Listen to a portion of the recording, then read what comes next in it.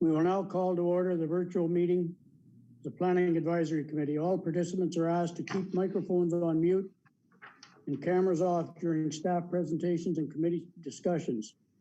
Participants wishing to speak to an application during the public meeting portion of this meeting will be called on by name one at a time during the public meeting. At that time, the participant called on may unmute their microphone and turn on their camera if they wish to speak. If you wish to speak or receive further notice regarding an application and have not signed in with the recording secretary, please speak now. Public participants will receive another sign-in opportunity when the public meeting portion of this meeting is called to order. I'm John Wanless, Chairman of the Planning Advisory Committee. I will now take attendance of our committee members and staff.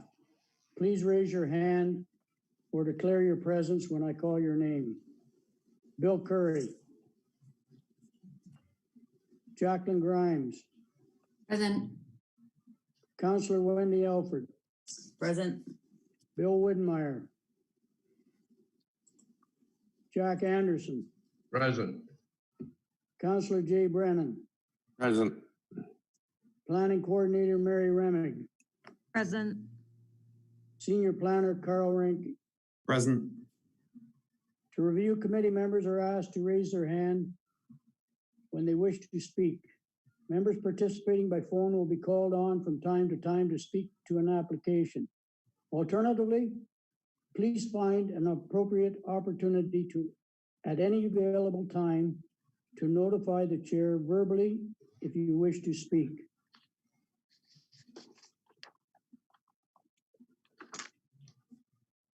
Item 2, approval of agenda. Also Wendy, move. Seconded by Jack. All in favor? Item number 3, adoptions of minutes. We don't have any.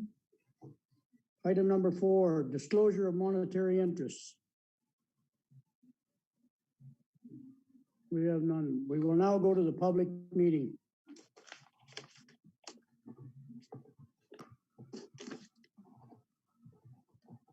We will now open the public meeting portion of the Planning Advisory Committee meeting. Please be advised you may leave this meeting at any time. Applicants, agents, and members of the public logged into Zoom to participate in this public meeting are asked to please keep their microphones on mute, cameras off until called on by the chair. If you wish to speak to an application and have not signed in with the recording secretary, please speak now. The purpose of this Planning Advisory Committee meeting is to consider a zoning bylaw amendment application we have in front of us. Application ZA-20-07 for 45 Elmsley Street South proposes to rezone the subject property from general commercial special exemption 7 with a holding provision to residential type 6 with a site specific special exemption R6-X for the purpose of construction of an apartment building with 132 1- and 2-bedroom rental units. The proposed site-specific special exemption will accommodate height and density increases above the current R6 requirements. This meeting is the opportunity to provide any feedback on this application. The Planning Advisory Committee welcomes any questions or comments you have.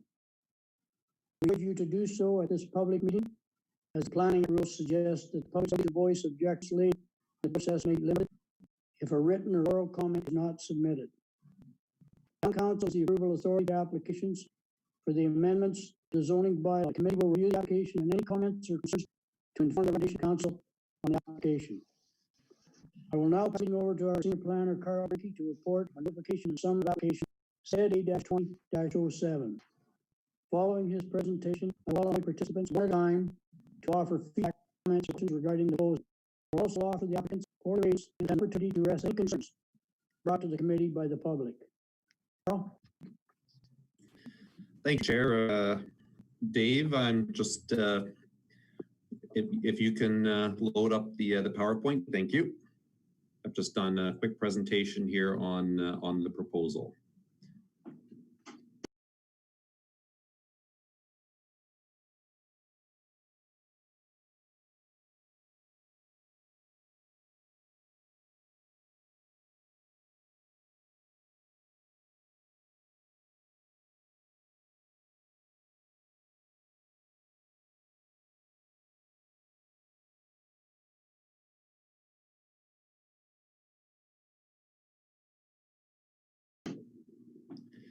Thank you. So just to introduce myself, I'm Carl Granke, the town senior planner, and I'm going to be providing a brief overview of the application as well as a summary of the purpose of the public meeting and the next steps in the planning application. So the property that we're looking at as part of this application, it's the old South Unit site at the corner of Elmsley, Thurber, and McGill. It's highlighted in black on that map. It's a fairly it's roughly 3-acre site. It's a fairly prominent intersection on what's designated in our official plan as an arterial road. Next slide, please.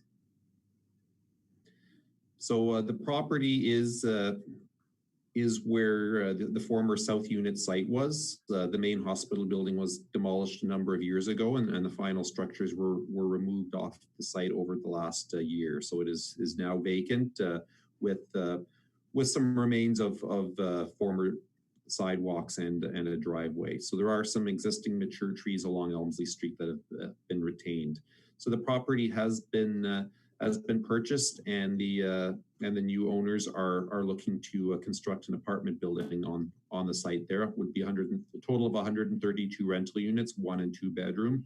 So most of the parking there would be provided underground under the main building and accessed off of Elmsley Street South. There would also be 68 surface parking spaces proposed to be accessed from McGill Street South. There would also be a circular driveway access on Thurber Street. That would be the main pedestrian entrance and where a lot of deliveries and drop-offs would happen. Next slide, please. So the official plan designates this property as neighborhood servicing commercial with a special policy area, and that special policy area was established around the time when the hospital was decommissioned and the town was considering how do we want to plan for the future of the site. So the zoning that implemented the official plan provisions is actually fairly broad here. It's entitled General Commercial Special Exception 7, but it really and truly is a mixed-use zone. It allows a variety of commercial and institutional uses on the site. There are increased setbacks. It also the zoning also allows as of right multi-residential in accordance with the provisions of R5 and R6 zones. So that accommodates things like townhouses, apartment buildings, but the development needs to meet the provisions of those zones. There's also a holding provision in effect on that property, and the holding provision is intended to sort of control the scale of development. And what that means in this case is if the proposed development would have a gross floor area that exceeds what was there previously with the hospital, then that development cannot proceed until transportation and servicing impact studies are presented to confirm the principle of the development and determine what, if any, sorts of site improvements would need to be made. So the proposed development here does exceed that threshold. So these studies were required to be submitted in addition to accompany the zoning amendment application. Next slide, please. So what's being proposed here is a rezoning to residential type 6, and that would accommodate an exclusively residential form of development on that site. So the R6 zone is the standard zoning category for apartment buildings in town, and in this case, the proponent intends to meet most of the provisions of the R6 zone, including setbacks, but is looking for exceptions from the height provisions to a total of 17 meters measured from average grade, and that's the average grade is a little bit complex here because the property does slope. So the site would project much higher, of course, facing Elmsley Street where it's lower and lower facing McGill Street at the back. The application also seeks to allow an increased density on the site. So right now under the R6 zone, they'd be limited to 1 unit per 130 square meters. In this case, to accommodate 132 units on the property, that would call for a density of 1 unit per 95 square meters of lot area. So heightened density variances or heightened density relief is being requested as part of this application. Next slide, please. So along with the zoning amendment application, the proponents have also supplied technical and supporting information to justify the application. So planning rationale, that's a technical brief that overviews the applicable guiding provincial municipal policies and assesses its compliance. Site plan and building elevation showing the conceptual layout and the property design. So these of course at this stage are always subject to change, but this presents a picture of what it is that the developers have in mind. A transportation impact study and serviceability letter have also been submitted, and along with this, and to support any future building permit application, an environmental site assessment has also been undertaken with just to confirm and address any potential contamination issues from the previous use.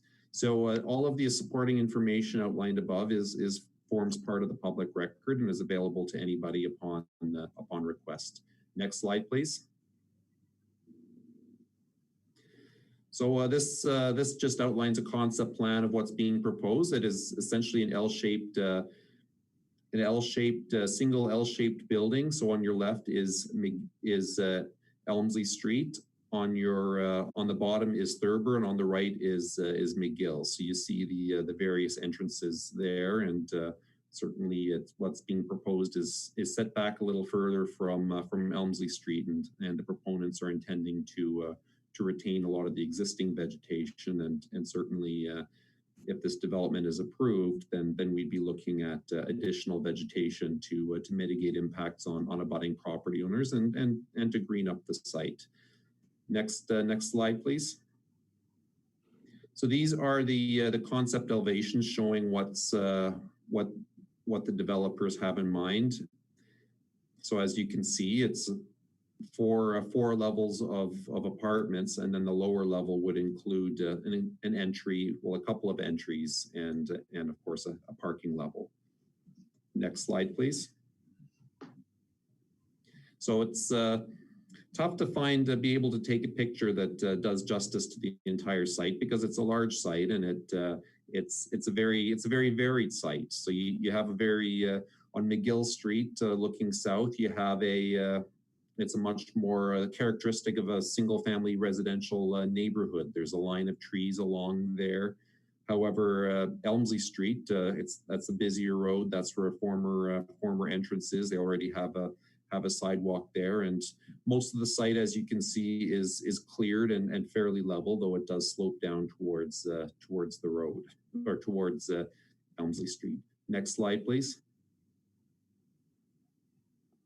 So what's before us right now is a proposal to change the land use rules for an area of land to accommodate exclusively residential development with a height and density increase. So the purpose of the public meeting, before we can consider changing the land use rules, is to reach out to the public and look for any feedback and comments that you have, and that would help inform council's decision on that. So it is an opportunity for questions, for clarifications.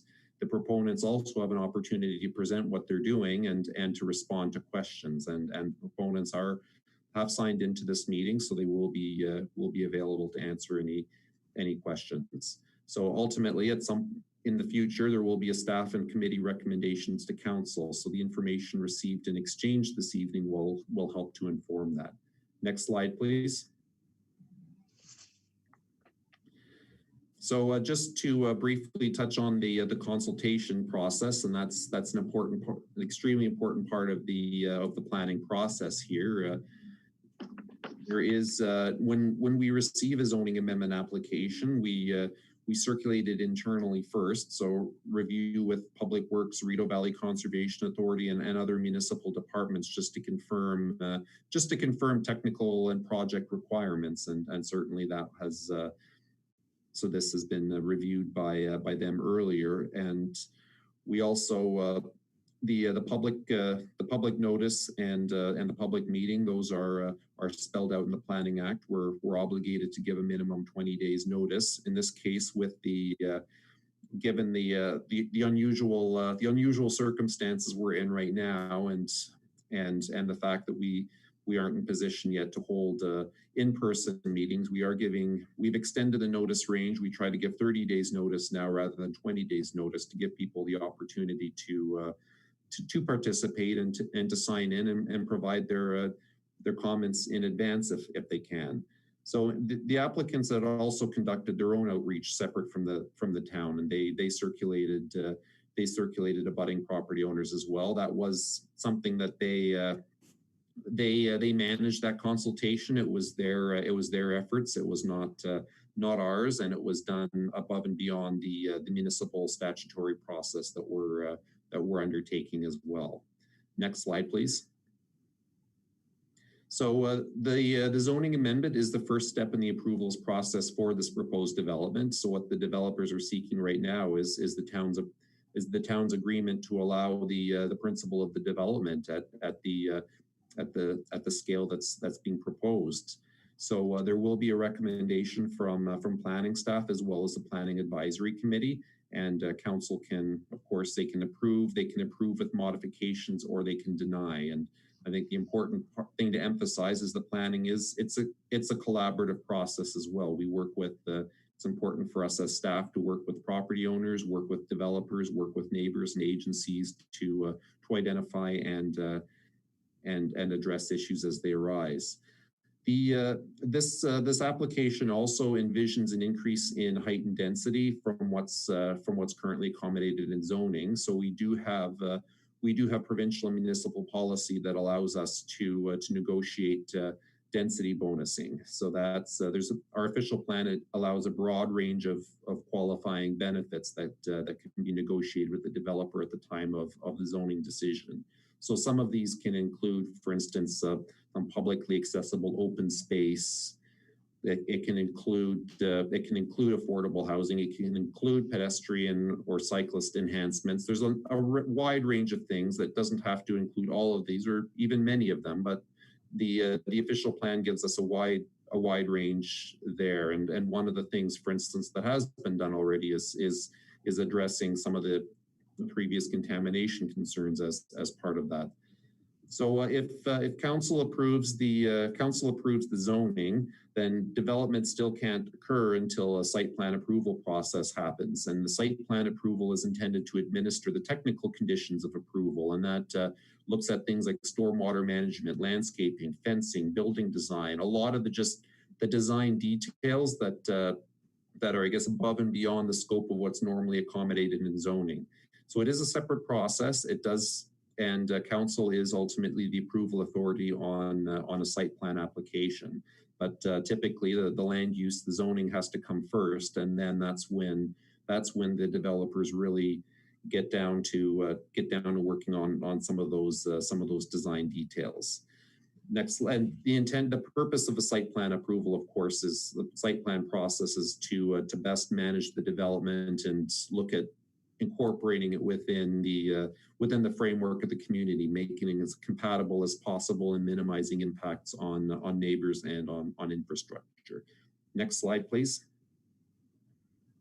So when we have a zoning amendment application, any zoning amendment application, and we evaluate it, ultimately what we have to look at is our official plan. Does this comply with how council wants to see the municipality evolve, grow, and develop? And the official plan create site-specific policies for this property here, and also broader policies that we look at relating to residential intensification, community development, and a number of other things. And that's what we look at when we evaluate, when we undertake our own technical review and recommendation on the application, and also regard for the provincial policy statement that has a broader, higher level policy direction outlining provincial priorities for municipal land use decisions. We also consider feedback from neighbors. Those neighbors are potentially the most impacted by any planning application, and their feedback is important.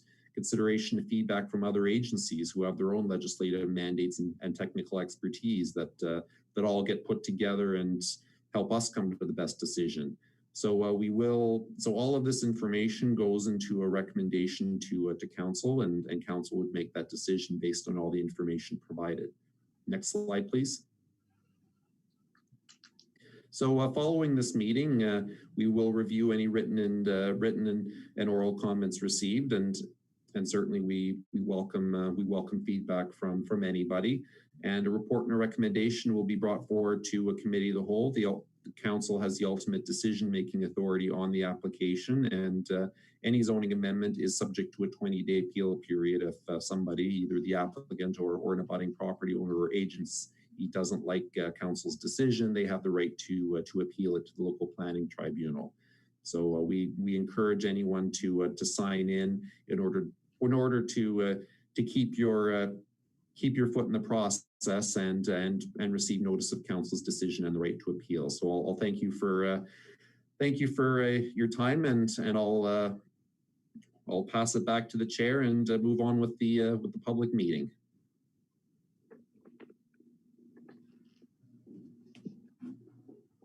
Thank you, Carl. We will begin by hearing from members of the public. All comments and questions need to be addressed through the chair.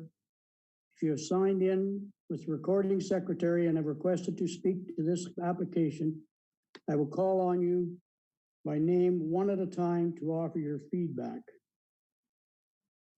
We have no public participants who have signed in. We have one public participant that sent in a letter. Do you want to comment on that, Carl?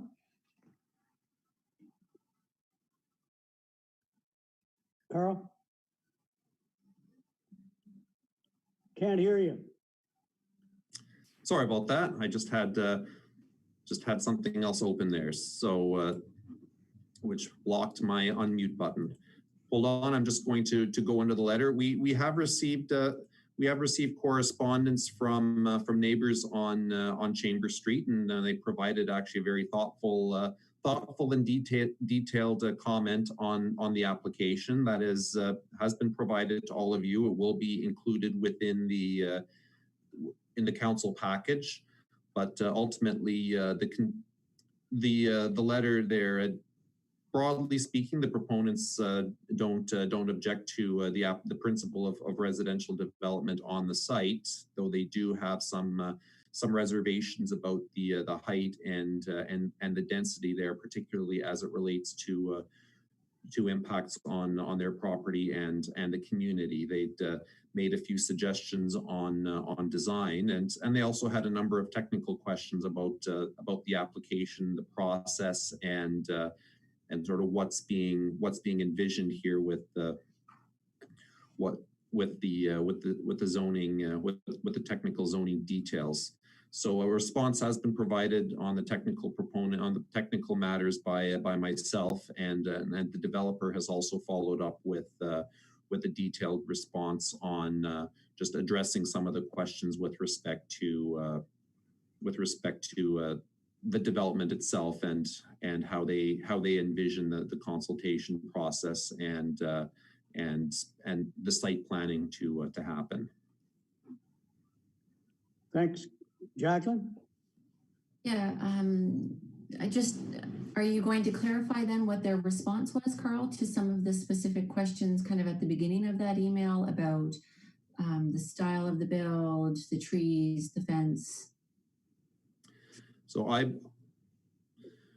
through the chair, I would respectfully invite the developers to speak to those particular points. They'd have much more on the ground knowledge in terms of their intentions.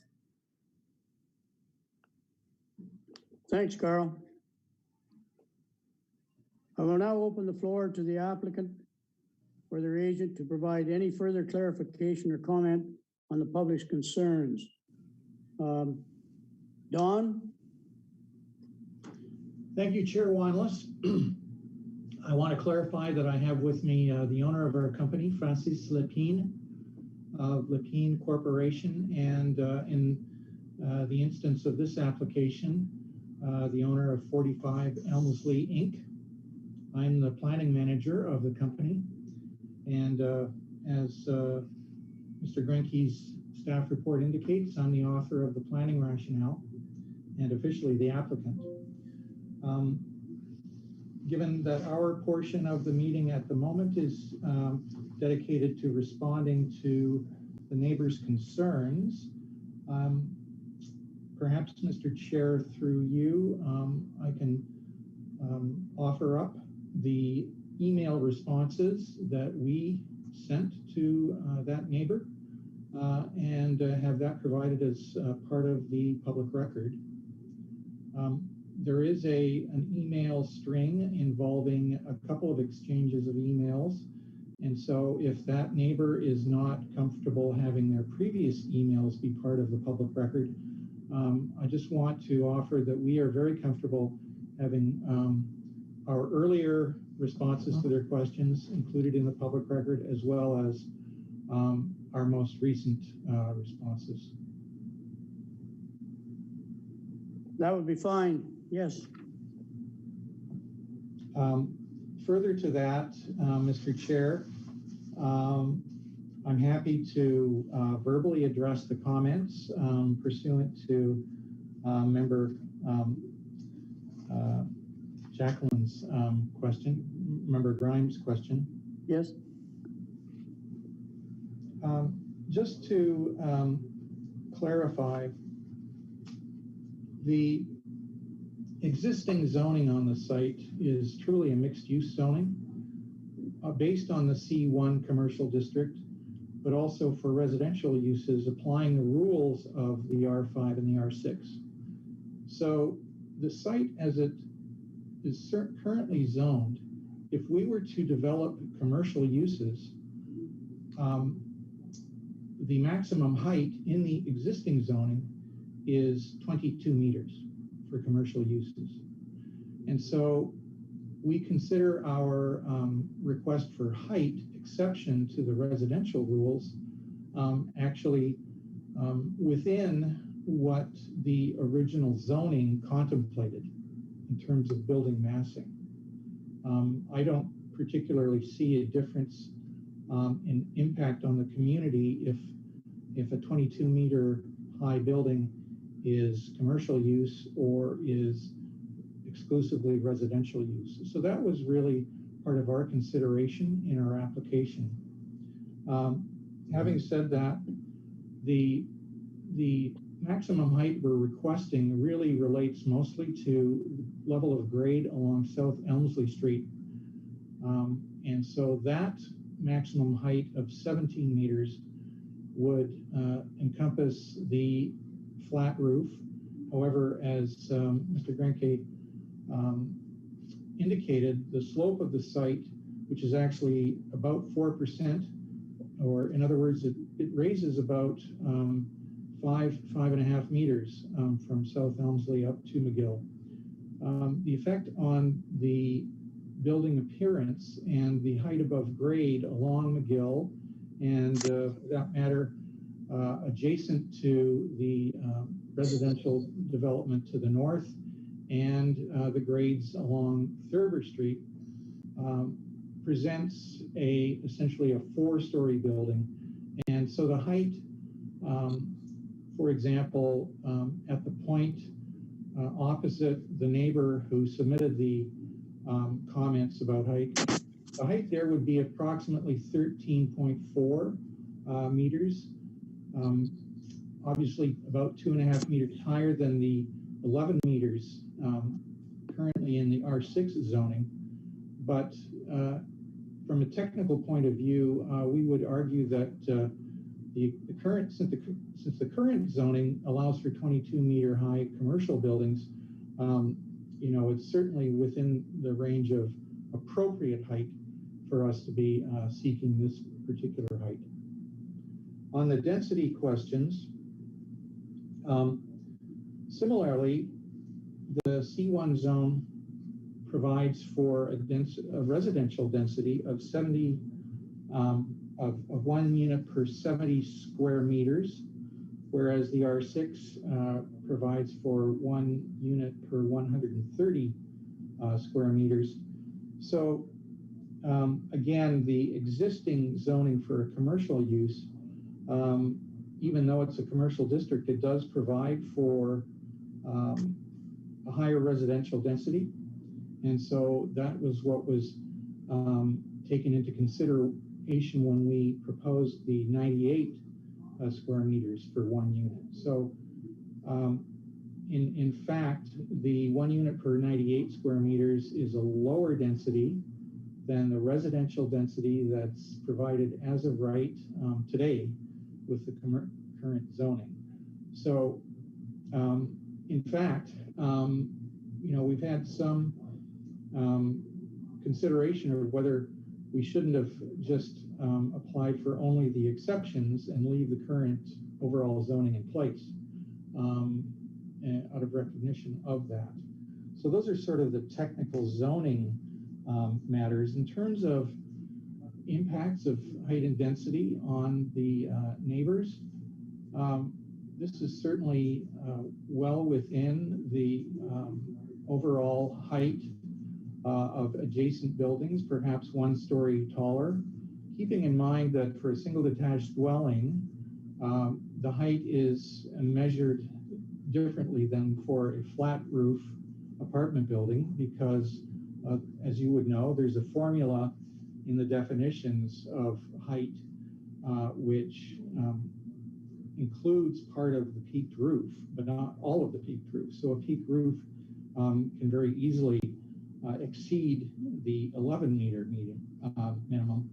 And so, and in fact, some of the houses in the area do just that. So again, we believe that this is certainly within an appropriate range of height change for the neighborhood. And in terms of mitigating any impacts, really the only physical impacts of height that should be taken into consideration are shadow casting or overlooking from balconies. And the design of the building was, it's not an accident that there are no balconies that directly overlook the properties immediately to the north of us. This was an intentional design decision among many that we took into consideration. So that part of the building, the L-shaped building, it's the end of the building that presents itself to that northern property line and those northern neighbors. So in addition to that, certainly any shadow casting can take place mostly within the 6 meter yard setback requirement. And the trees along that property line are already very high, in fact, much higher than our building's going to be. So, we certainly believe, given the context, that we've made every effort to mitigate the height. In terms of the density, really the primary question is, can the municipal infrastructure and servicing handle the increase in density? And our servicing study and our transportation study both indicate that the town's road network and the town's sewer and water infrastructure has the capacity to support our increased density. I can address some of the other more detailed questions of the neighbor if you wish, but that's sort of my general overview. Thanks, Don.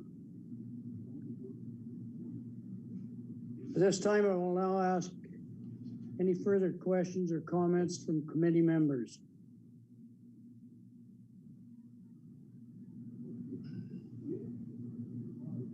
Jay?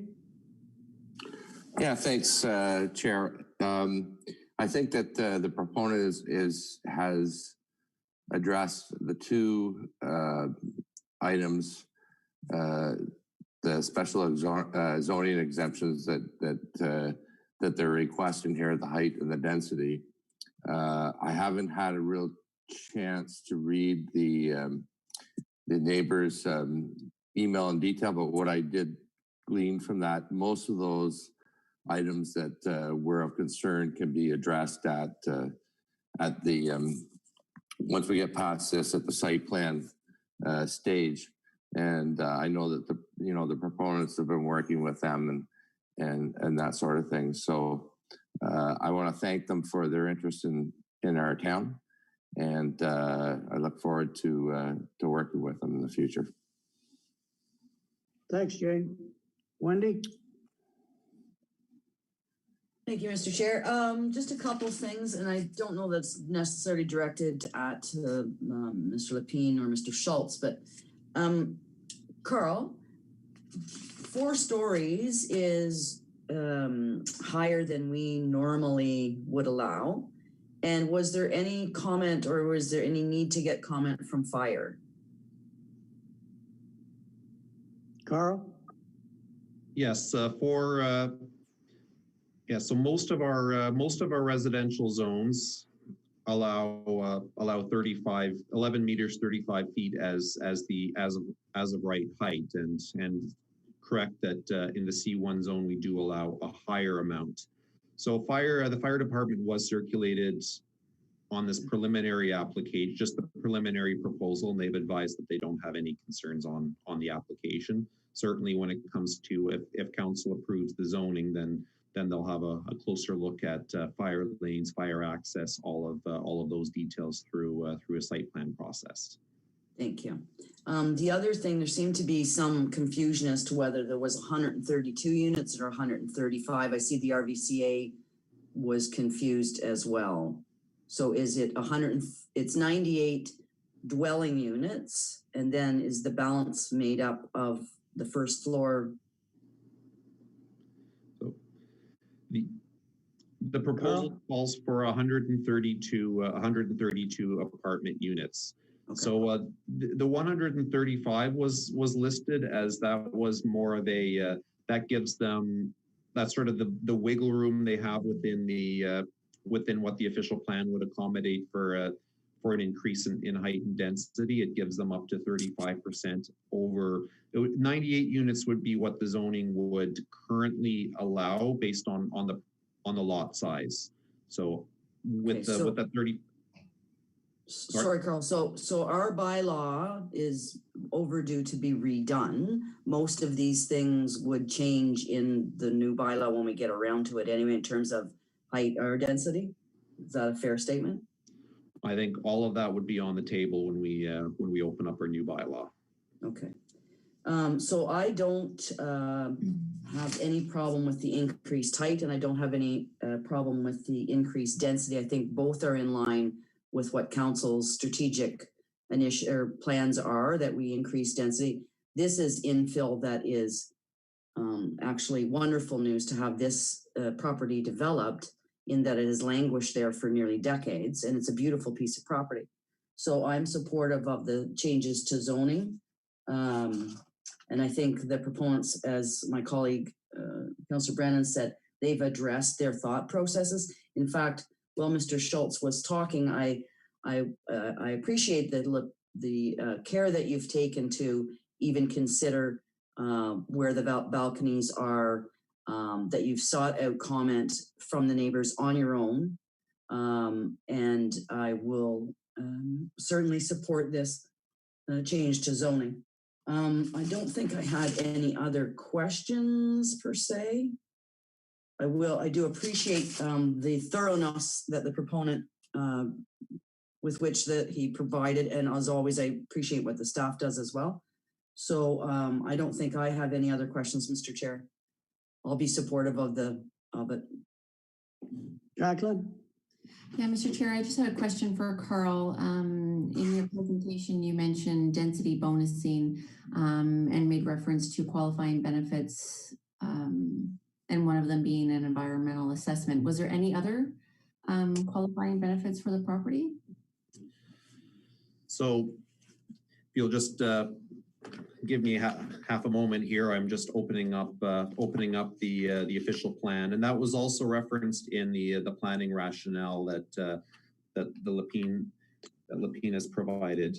So the official plan identifies about 11 possible density bonuses that we can negotiate in exchange for the increase, and some or all of those can be included, and a few of those are.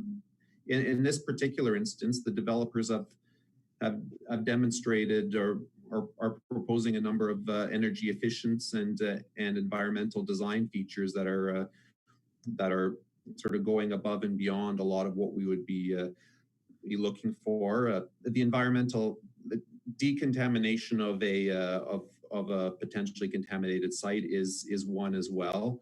So this is a planning tool that gives us a lot of flexibility. It doesn't say we have to do one thing or another thing. It gives us a little flexibility, and I think in this case we have an opportunity here, especially to work with the proponents on some of the green space that's associated with their development. And I'm very pleased to see that they're prioritizing the retention of a lot of that and a lot of the mature trees on the site. I think that's really going to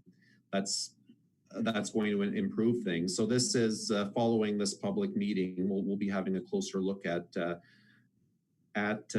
this and reporting back to council when we're ready with the staff recommendation. Thanks, Carl. John? Jack? Anyway, I was glad that Mr. Schultz dealt with the concerns of the neighbors to the north, and that was dealt with in I thought, a very professional manner. The last email that I received from Mary Remig, and I was only able to read probably about 90% of it, but again, further concerns were shown, and again, these were dealt with. Again, the density issue, height.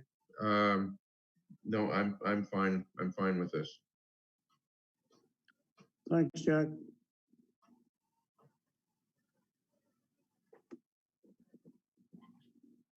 The committee is the task of making a recommendation to council on the zoning bylaw amendment application. If the committee needs additional time or information to assist in the coming to their recommendations, we can defer this to the next meeting. If the committee is ready to do so, I will now entertain a motion. I'll make that motion. I will Okay. second that. Seconded by Jack. All in favor? Carried. Excuse me, Mr. Chair, was that a motion to recommend approval, or was that a motion to defer until our next meeting? No, Recommend approval. recommend approval. Yeah.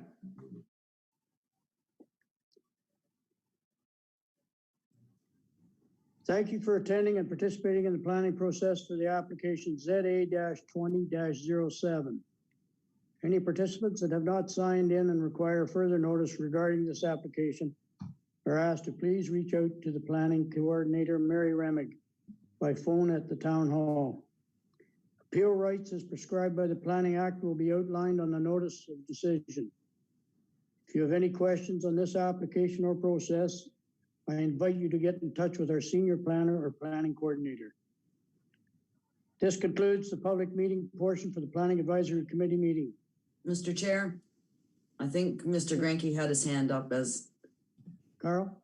Oh, thank you, Mr. Chair. I was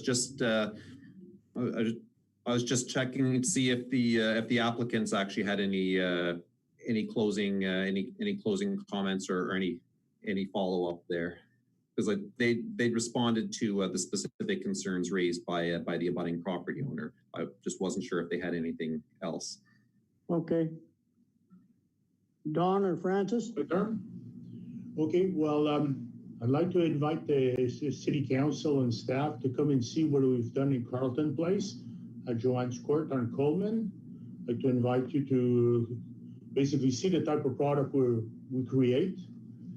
And that would help maybe as for the next steps of the site plan and construction detail drawing we're going to proceed to do, to a bit be able to kind of show you her vision of how we build apartments.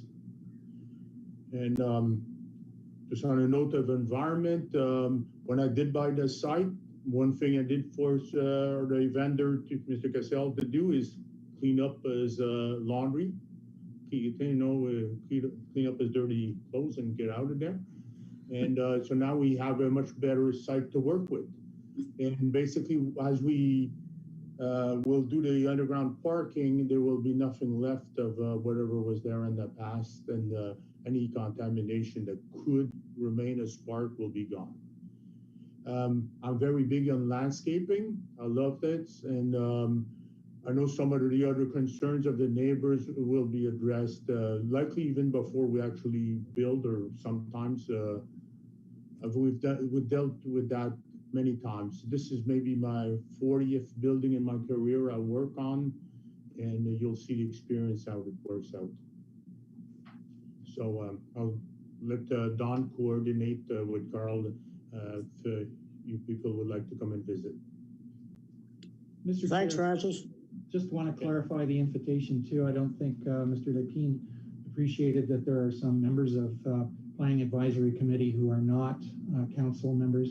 Certainly all members of this committee are also invited. Thank you, John. Wendy. Just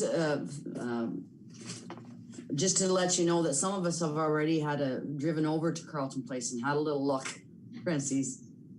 Okay. Just to see what was going on over there. I do appreciate the invitation, and I'd like to take you up on it as some of my others, because I only saw the outside. Okay. Need to see the inside too. And the thought process behind it too. Yeah, no. I think we're all very grateful that you have chosen to have this kind of confidence in Smith Falls. So thank you. Anyone else? This concludes the public meeting portion of the Planning Advisory Committee meeting. We will now move on to the next item on our agenda.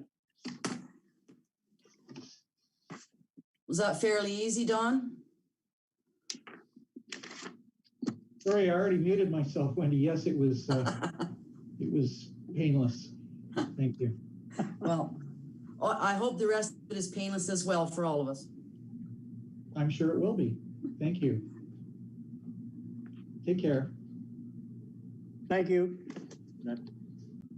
Item number 6, priority issues. We have none. Correspondence items, none. Project updates. Next meeting, Planning Advisory Committee meeting, September 10th, 2020, but Mary had made a question to me before the meeting started that she didn't think we had anything for then.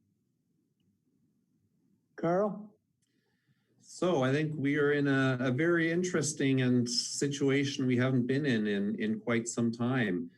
We don't have any applications at the moment, at least public meeting applications at the moment that are that need immediate that are ready. So we do have a new consent application that just came in. Staff are reviewing it right now. We may be able to fit that in on the 10th. There's the possibility that we might have a couple of site plans because there's a few of those that are percolating through the process. But we'll know in the next couple of weeks whether we'll have anything on the docket for a September meeting. But if there's no public meetings, then but we have something else on the agenda, then I believe we've decided that the meeting time would be 4 o'clock. So we'll confirm that with you, John. Okay. Jay, did you have something? You could just make it the call of the chair. All right. Next meeting, call of the chair.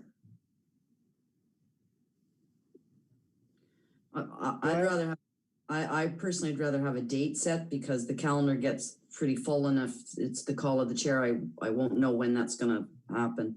That would be my preference. And if I recall correctly, wasn't this committee going to look at our terms of reference at some point? Carl? Uh, So- Carl? So as far as the meeting date, I think what I can recommend is we pencil it in for the 10th, and if we don't need it, then we cancel it at that point. In terms of the terms of reference or any other sort of housekeeping activities, we can certainly meet to discuss that at any particular point, and I'll follow up with you on the terms of reference, so we can sort of look at where we want to go. Yeah, because we had talked about looking at those. So if we have some open time that doesn't have a heavy agenda, maybe we can put some of that in there too. There's lots of rainy day projects, and there's a couple Yeah, that exactly. Mary and I have been working on over the while that have been displaced from time to time by application volume. And Mr. Chair, if I might take a moment, I had the opportunity to speak, as probably all of us did, to Mr. Schultz. And I do want to pass along how complimentary Mr. Schultz was about working with both yourself and Mary, Carl. They had really actually enjoyed the process, which I think is something that is not always happens when they undertake this kind of development. So I wanted to pass along to you that they were certainly, they were very complimentary to the work and the relationship that they had built during this process. We quite enjoyed working with both of you. Oh, thank you. It's always nice to hear. They've been a pleasure. They've been very easy to work with through right from the beginning, and certainly in dealing with them, they've made it very clear that they want to build and design something good here. Well, this is the kind of developer that we always hoped we'd get, I think. Item number 10. Do I have a motion for adjournment? Jay, second. Jacqueline,